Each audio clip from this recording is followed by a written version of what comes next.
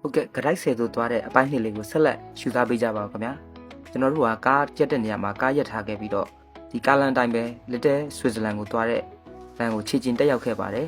အနောက်မှာလည်းဆွေမျိုးစုံနေပေါ့ဗျာကလေးတွေကလည်းအကုန်ပျော်ရွှင်နေကြပါတယ်ပြင်မလာလို့မီတော့တရားအောင်မှပဲပြင်မပြုံးပြုံးပြပြနဲ့တက်လောက်လာခဲ့ပါတယ်ခင်ဗျာနဲ့အရှိဆက်သွားရင်လည်းအရှိမှကျွန်တော်တို့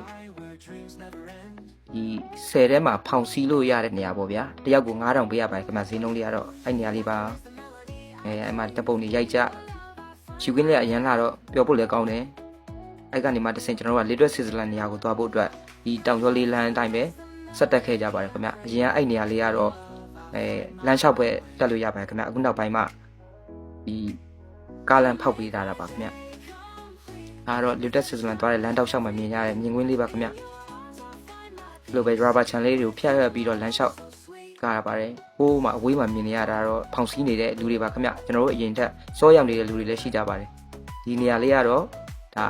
အဲ့လမ်းကိုဖျက်သွားတဲ့လမ်းဘေးတောက်လျှောက်ကကျွန်တော်တို့ဦးလေးပိုင်ဆိုင်တဲ့ rubber channel တွေပဲဖြစ်ပါတယ်ခင်ဗျ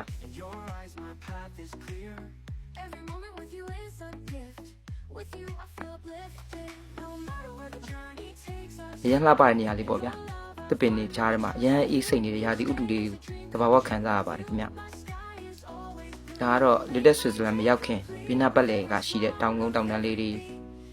အရင်ကတော့အဲ့နေရာလေးတွေကဒီရေကျဝါရဲဆိုရင်လမ်းလျှောက်လို့ရတဲ့နေရာလေးပေါ့ဗျာအခုကတော့ကားလမ်းဖောက်သွားပြီဆိုတဲ့အတွက်ကားလမ်းပေါ်ကနေပဲကျွန်တော်တို့လမ်းလျှောက်ပြီးတော့ပြပါတယ်ကားလမ်းကလည်းမြေနီလမ်းလေးဆိုတော့လျှောက်ကတာ